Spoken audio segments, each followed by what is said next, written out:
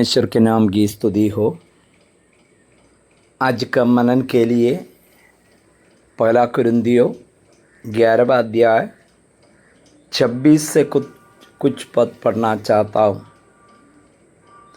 क्योंकि जब कभी तुम ये रोटी खाते और इस कटोरे में से पीते हो तो प्रभु की मृत्यु को जब तक वह न आए प्रचार करते हो। इसलिए जो कोई अनुचित रीति से प्रभु की रोटी खाए या उसके कटोरे में से पिए वह प्रभु की देह और लहू का अपराधी ठहरेगा। इसलिए मनुष्य अपने आप को जांच ले और इसी रीति से इस रोटी में से खाए और इस कटोरा में से पिए, क्योंकि जो खाते पीते समय प्रभु की देह को न पहचाने वह इस खाने और पीने से अपने ऊपर दंड लाता है।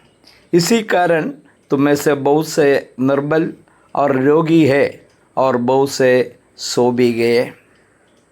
इन पदों में प्रभु भोज के संबंध में प्रेरित पौलुस ने कुरिन्थ के विश्वासियों को समझाता है। उन्होंने शुरू से बात बताया, ये संदेश मुझे प्रभु से पहुंची, इसलिए आपको मैं भी पहुंचा रहा। 26वां पद में हम लोग देखें, जब कभी तुम इस रोटी से खाते हैं और इस कटोरे में से पीते हैं तो प्रभु की मृत्यु को जब तक वह ना आए प्रचार करते हैं। हम एक विशेष बात को बता रहा, इतवार का दिन में कलीसिया इकट्ठे होकर जो आराधना करते हैं उस समय जो रोटी खाते हैं और कटोरे में से पीते हैं, हम यीशु मसीह का मृत्यु का प्रचार करते हैं। इसका मतलब मृत्यु को वहाँ जोर दिया गया है। हमें पापों से बचाने के लिए मेरा मृत्यु होना है। मैं अयोग्य, मैं अपने से ये कर नहीं पा रहा, इसलिए मेरा पापों को अपने ऊपर लेकर हम मरने के जगह पर यीशु मसीह हमारे लिए मरा। ये बात सच्चाई हमें मालूम है। ये सच्चाई हम रोटी और दाखरस खाने वक्त में, उसमें से भाग लेने वक्त में हम लोग याद करते हैं, प्रभु की मृत्यु को याद करता है। मैंने कल भी बताए थे, दुनिया में कई लोग आया, अपना कंट्रीब्यूशन इस दुनिया में दिया, अपना जीवन काल में अच्छा बातों को सिखाया और समाज के लिए काफ़ी अच्छा काम किया, तो लोग उसका याद करता है। जैसे महात्मा गांधी हो, कोई भी बड़ा व्यक्ति जो दुनिया में है, लेकिन उनका मृत्यु को ज़्यादा स्मरण करना नहीं चाहता, क्योंकि वो मृत्यु सबके लिए दुखित बात है। लेकिन केवल एक व्यक्ति का मृत्यु को पूरा दुनिया में 2000 साल से प्रचार हो रहा, वो यीशु मसीह का मृत्यु है। क्या विशेषता है इसमें? विशेषता यही है, मनुष्य,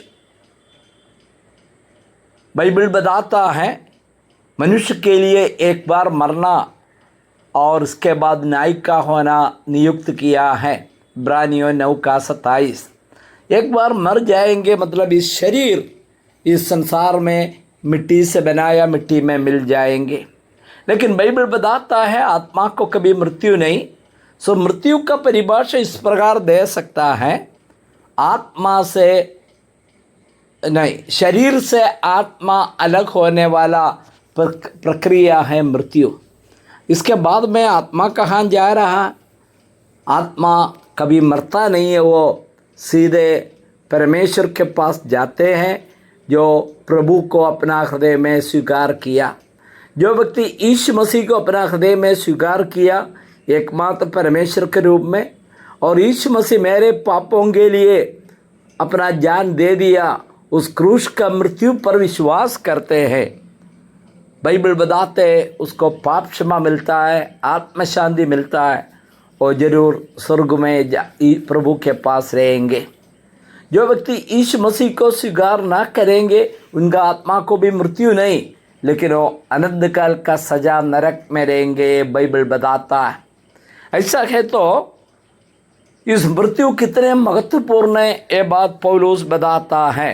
प्रभु की मृत्यु का प्रचार करते हैं। मुझे सुनने वाला भाई लोग, इस सच्चाई को जानने के लिए प्रभु सहायता करे। यीशु मसीह हमारे लिए मरा, यीशु मसीह हमारे लिए अपना जान दे दिया।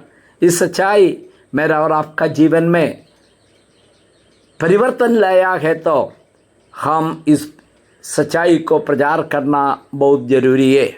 इसके साथ साथ बताता है जब तक वो ना आए, वहाँ में एक विशेष शब्द को इस्तेमाल किया, वो आएंगे।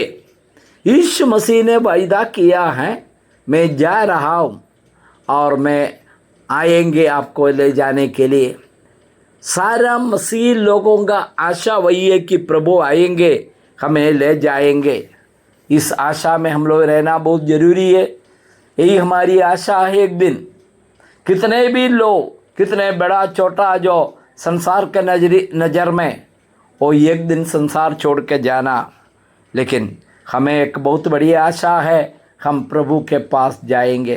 तो प्रभु का आगमन तक इस मृत्यु का प्रचार हम लोग इस श्रुति और दाखरस के द्वारा जब इसमें से भाग लेते करते रहे। सुनने वाला सबको प्रभु आशीष दे। स्वर्गीय पिता, आज भी आपका वचन दिया, धन्यवाद करते हैं। आपका मृत्यु के लिए धन्यवाद करते हैं प्रभु जी। हम लोग इस सच्चाई को लोगों तक पहुंचाने में मदद कर, यीशु मसीह के मधुर नाम में प्रार्थना करते, सुनना और स्वीकार कीजिए। आमीन।